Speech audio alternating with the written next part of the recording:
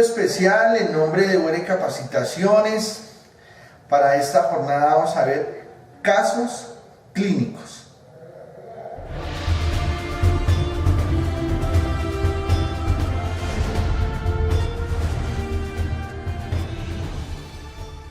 ¿Qué son los casos clínicos? Es la presentación cronológica de un suceso o situación o evento clínico con fines de orden académico y o análisis dentro de procesos epidemiológicos, seguimiento o control.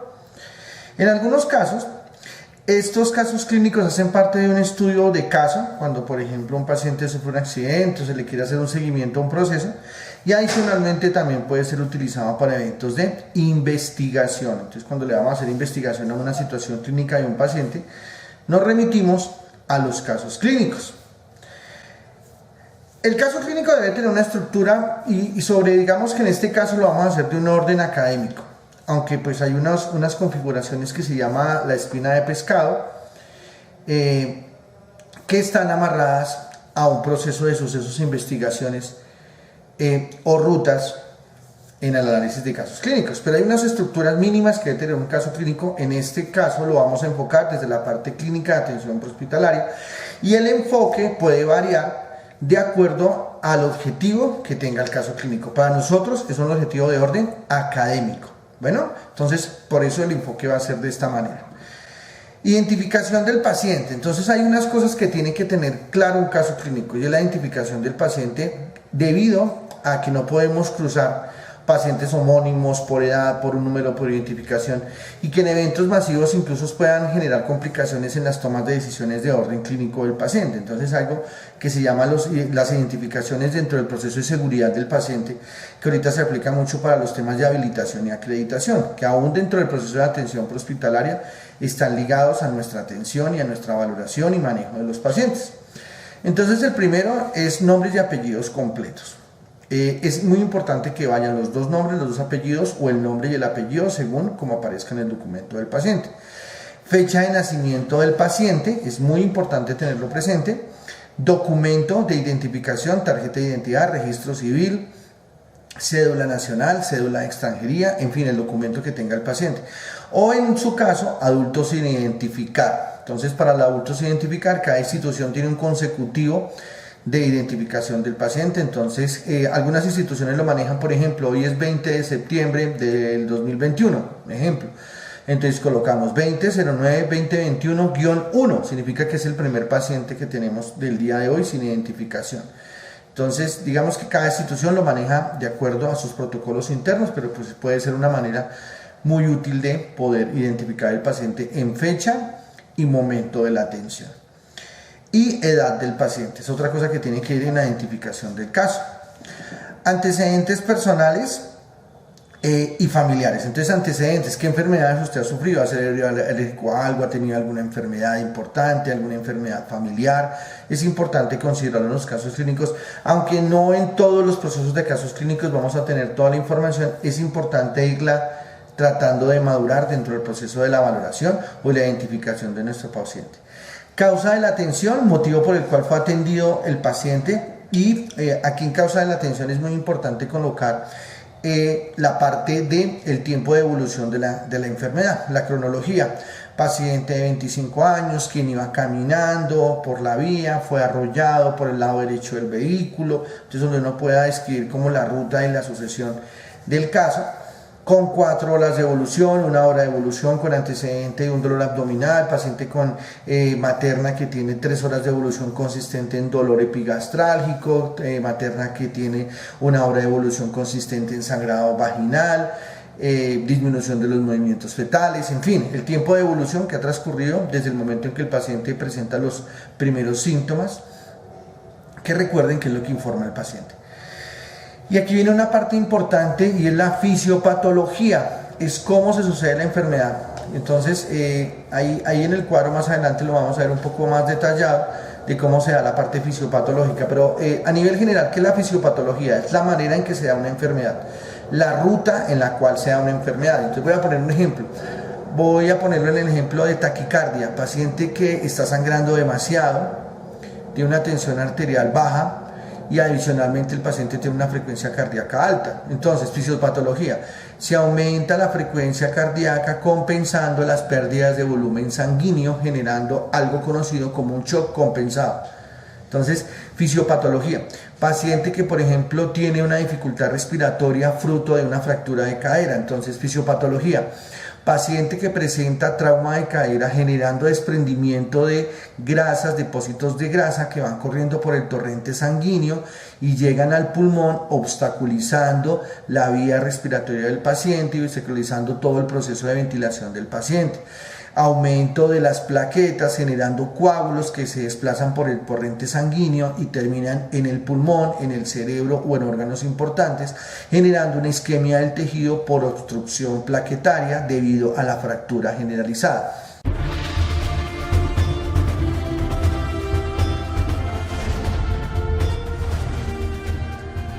El manejo de las complicaciones. Y cuando yo tengo en claro la que es la fisiopatología, precisamente me va a presumir qué tengo que yo hacer en el paciente para prepararme para las complicaciones que pueda tener el paciente. El manejo, ¿qué le voy a hacer? Eso es muy importante. ¿Qué le voy a hacer yo a mi paciente? ¿Cómo lo voy a atender? ¿A qué le voy a dar prioridad? ¿Cuál es el diagnóstico que le voy a dar a mi paciente? Pero acordémonos que nosotros le generamos algo que se llama la impresión diagnóstica. Y es mi parecer. Clínicamente nosotros en la atención prehospitalaria no generamos diagnósticos definitivos, sino impresiones diagnósticas y obviamente la clasificación del paciente.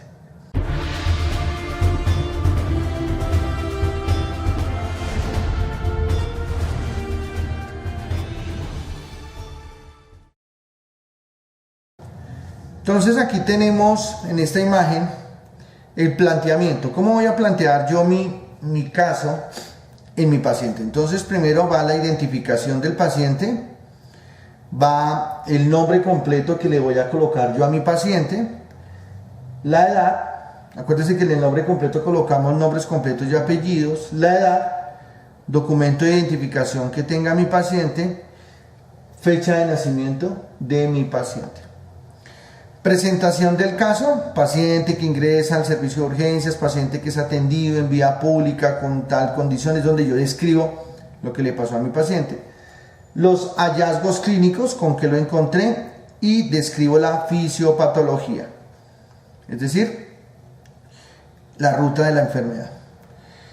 Encontramos impresión diagnóstica. Acá encontramos la impresión diagnóstica y en la impresión diagnóstica vamos a colocar 6 espacios, 1, 2, 3, 4, 5, 6, que son los 6 posibles diagnósticos. Importantísimo en esta impresión diagnóstica que coloquemos los diagnósticos del más grave al más sencillo. Entonces, primer diagnóstico, lo más complicado; segundo diagnóstico, lo que va disminuyendo en gravedad; tercer diagnóstico, y así sucesivamente. Entonces, si por ejemplo tengo un paciente con una fractura de rodilla y lo tengo en paro cardiorrespiratorio, pues obviamente paro cardiorrespiratorio, primera impresión diagnóstica, y segunda impresión diagnóstica, fractura de rodilla, dándole prioridad. Acá en complicaciones vamos a describir las complicaciones a las cuales se puede presentar mi paciente, es decir, sobre esta impresión diagnóstica y la fisiopatología, que es la anterior. La fisiopatología y la impresión diagnóstica vamos a colocar las complicaciones a las cuales está mi paciente. El manejo, qué le voy a hacer a mi paciente y cuáles son los recursos que tengo que utilizar. En la parte de recursos es muy importante considerar lo siguiente, y es: ¿yo qué necesito? ¿Qué es lo que yo puedo necesitar para los casos? Y es aquí donde viene la famosa entrega de turno. Cuando yo recibo turno en mi ambulancia y yo presumo las situaciones en las cuales me puedo enfrentar, pues yo presumo, ya tengo claro que debo tener. Debo tener gasas, debo tener apósitos, debo tener vendajes, debo tener líquidos, debo tener equipos de canalización, debo tener compresas, debo tener solución, debo tener equipos de toma de signos vitales, es decir, Venturis, todo lo de apoyo ventilatorio, BBMs, la parte de la bioseguridad, tapabocas, caretas, es decir, ¿yo qué voy a necesitar? Porque a veces nosotros recibimos turno y ni siquiera sabemos qué estamos recibiendo. Y llega un paciente en una situación de emergencia: pero es que no dejaron la cánula de Guedes, pero es que no dejaron vendas. O sea, ¿quién recibió turno? Entonces, desde la misma entrega y recibo de turno, nosotros debemos definir cuáles son las cosas que necesitamos. Muy bien, vamos a poner este caso. Entonces, lo leemos. Paciente de 35 años, quien responde al nombre de Carlos Arturo Ortiz Peñaranda, nacido el 14 de junio de 1985. Quien se identifica con cédula de ciudadanía 78-326-584 de Bogotá, paciente con un cuadro de evolución de 35 minutos, consistente en una herida por arma cortopunzante en zonas múltiples tras riña callejera. Paciente presenta un sangrado abundante tanto en el tórax como en el abdomen. Se evidencia aliento alcohólico y pobre respuesta ocular verbal. Heridas en tórax en línea media clavicular derecha, cuarto espacio intercostal de más o menos 3 centímetros, herida en tórax posterior izquierdo por debajo de la escápula, más o menos 4 centímetros la herida. Además presenta una herida en flanco derecho con evisceración evidente. Mejor dicho, este pobre hombre le pasó de todo. Valoración primaria. Paciente no responde al llamado verbal, solo al dolor, pulso carotídeo presente, ventilación presente. Acuérdense que en valoración primaria es lo que miro rápidamente. En valoración secundaria, entonces vamos a encontrar unos hallazgos durante la exposición, heridas en tórax en línea medio clavicular, derecha, cuarto espacio intercostal de más o menos 3 centímetros, a mayor herida en tórax posterior por debajo de la escápula de más o menos 4 centímetros, presenta herida en flanco derecho con evisceración evidente. Los ruidos respiratorios no son audibles al lado derecho y los ruidos cardíacos presentan ingurgitación yugular y desviación de la tráquea. A la monitorización, signos vitales se hallan tensión arterial 60-37, frecuencia cardíaca 148, frecuencia ventilatoria 38 y saturación 76%. Este es nuestro caso clínico. ¿Cómo lo vamos a presentar entonces? Entonces, el planteamiento de mi caso, presentación del caso, identificación del paciente, Carlos Arturo Ortiz Peñaranda, colocamos la edad, colocamos el documento, colocamos la fecha de nacimiento y presentación del caso, pues entonces todo lo que nos acaban de contar, paciente de 35 años que responde al nombre de Carlos Arturo Peñaranda, nacido el 14 de junio de 1985, se identifica con documento 78, 7, 326, 584, etcétera, etcétera, etcétera, lo que ya acabo de decir. Pero aquí entonces encontramos hallazgos clínicos. No hay respuesta motora, no hay respuesta verbal, sonidos incomprensibles, el paciente presenta sonidos incomprensibles, es decir, una respuesta incomprensible, tórax inestable en el lado izquierdo, por tanto la respiración rápida es forzada, ingurgitación yugular, desviación de la tráquea, ruidos cardíacos disminuidos, frecuencia ventilatoria de 38, saturación de 76. Aquí tenemos los signos vitales de nuestro paciente. Fisiopatología. Paciente puede presentar un taponamiento cardíaco por penetrante ocasionando la acumulación de sangre en el pericardio y esto evita la expansión del tórax. Se está diciendo, oiga, pero ¿por qué el paciente tiene taponamiento cardíaco? Porque el paciente puede tener sangrado a nivel pericárdico que genera la disminución del patrón ventilatorio, del patrón de contracción de mi corazón. Por esto el paciente presenta ruidos cardíacos velados, mates, paciente shock compensado. ¿Por qué tiene shock compensado? Porque tiene una tensión arterial de 60-37, el paciente está con hipotensión, pero su frecuencia cardíaca está en 148, el paciente está compensando sus pérdidas de sangre. Aumenta la frecuencia cardíaca porque aumenta el gasto cardíaco y aumenta la frecuencia ventilatoria, ocasionando la disminución de la saturación. Además, el potencial de lesión pulmonar impide la ventilación, disminuyendo los aportes de oxígeno tisular, como el aumento de la ventilación que lleva a la disminución de la saturación. La hipotensión, porque el corazón no tiene la fuerza para reponer las pérdidas de sangre. El paciente presenta disminución de la perfusión distal y de la temperatura, porque obviamente está hipotenso. Empieza a sudar frío, que es la diaforesis, hay hiperventilación generando hipoxia cerebral, pero también lleva una irritación yugular por el esfuerzo cardíaco. Esto conlleva el daño renal por insuficiencia cardíaca traumática. Entonces nuestro riñón deja de filtrar y eso hace que se dañe nuestro riñón. Se sospecha hemotórax porque no se escucha el murmullo vesicular de la base pulmonar al lado de la auscultación y hay pérdida de la perfusión distal por pérdida de sangre. Es donde yo explico lo que puede estar teniendo mi paciente fisiopatológicamente. La impresión diagnóstica. El paciente debe tener un taponamiento cardíaco, es claro, un hemotórax, acuérdense que sospecha, debe tener un tórax abierto porque ambas heridas son penetrantes, trauma de abdomen con evisceración. Complicaciones. Mi paciente me puede entrar en paro cardíaco respiratorio, me puede entrar en un shock hemorrágico, me puede entrar en una isquemia intestinal, se le pueden morir sus intestinos, en una insuficiencia renal, una hipoxia cerebral y obviamente el paciente me puede ir a la muerte. En la parte de intervención que vamos a colocar, aseguramiento de la cena, disminución del nivel de conciencia y toma de signos vitales, asegurar la vía aérea permeable y ventilatoria. El paciente tiene un soporte ventilatorio de medio flujo, requiere un Venturi amarillo, es decir, un Venturi al 28% para obtener una saturación superior al 90%. Y aquí puede aclarar, no le voy a colocar un Venturi que voy subiendo progresivamente de acuerdo a la obtención de la saturación por encima de 90. Recuerden que eso es una de las condiciones que tenemos en trauma y es que la saturación tiene que estar por encima de 90 y la sistólica por encima de 90 en relación a la tensión arterial. Control de hemorragias, entonces determinar daños y lesiones traumáticas secundarias, vamos a controlar las hemorragias con compresas, vamos a hacer un poquito más detallados en esta explicación. Sonda vesical si la podemos colocar, pero aunque no la coloquemos, nosotros desde el concepto de la práctica es bueno visionarla. El paciente necesita una sonda vesical, ¿para qué? Para proteger el riñón por hipoperfusión tisular debido al shock hemorrágico. Ventana unidireccional en el parche para que el pulmón no se me llegue llegando de sangre. Paciente debe irse sentado si no le encuentro signos de trauma raquiminolar. Accesos venosos con líquidos tibios, preferiblemente solución salina, hasta obtener una tensión arterial normal o por lo menos sistólica por encima de 90. Colocación de compresa totalmente húmeda, solución salina para evitar muerte de las asas intestinales. Acordemos que tenemos que mantener el asa intestinal bastante húmeda, vendaje sin comprimir. Empaquetamiento, hay que ubicar a ese paciente en una posición segura, preparación para posibles complicaciones que ya las colocamos aquí arriba, el paro cardiorrespiratorio, el shock, entonces hay que preparar ese equipo de reanimación, traslado asistencial al sitio más cercano, en preferencia a nivel 3.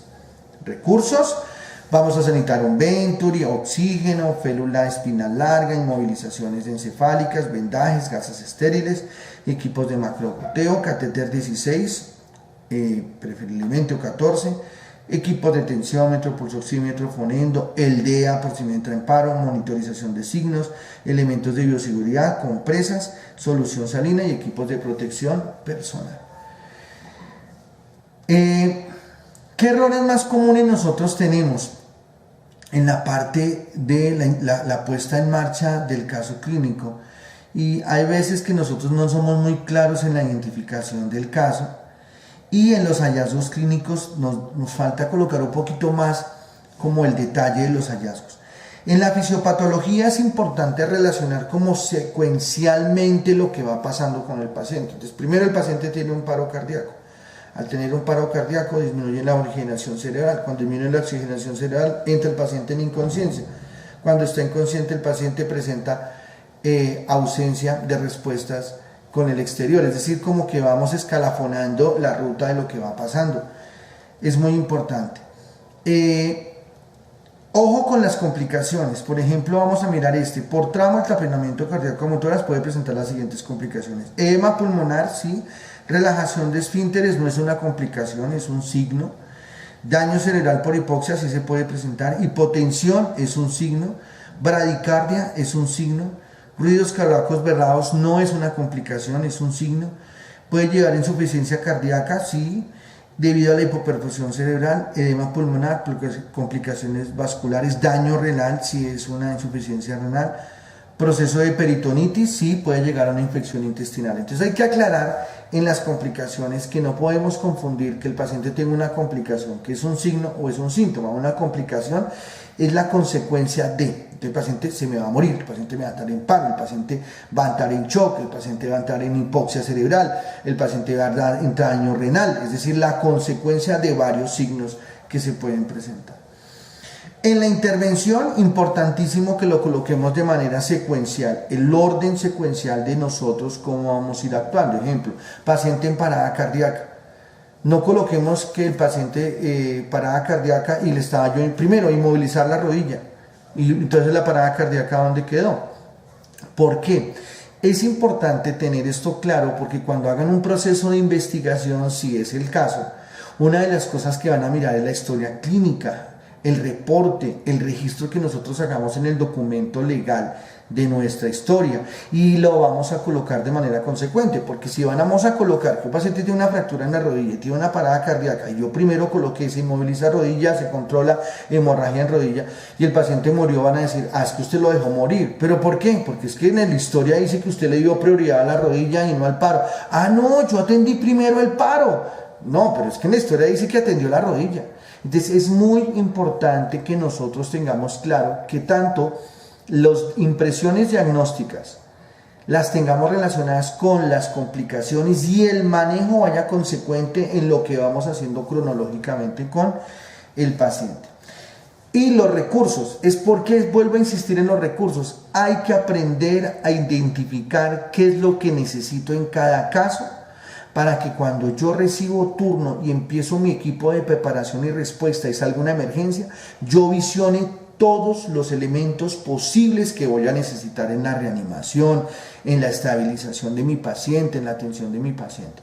Si yo conozco y tengo las condiciones clínicas, por ejemplo, yo ya sé que debo tener un equipo de parto, ya debo decir que tengo que tener compresas, ya sé que debo tener oxígeno, ya sé que debo tener líquidos. Entonces cuando recibo turno debo tener esas mínimas condiciones que debo aplicar en mi proceso. Entonces, sobre esto es que nosotros consideramos la atención de mi paciente. Entonces, vamos a plantear unos ejercicios de casos clínicos y los vamos a ir escalafonando en el proceso de entrenamiento de atención prehospitalaria y vamos haciendo los correctivos progresivamente. ¿Listo? Entonces, éxitos para todos en este proceso de aplicación de casos clínicos.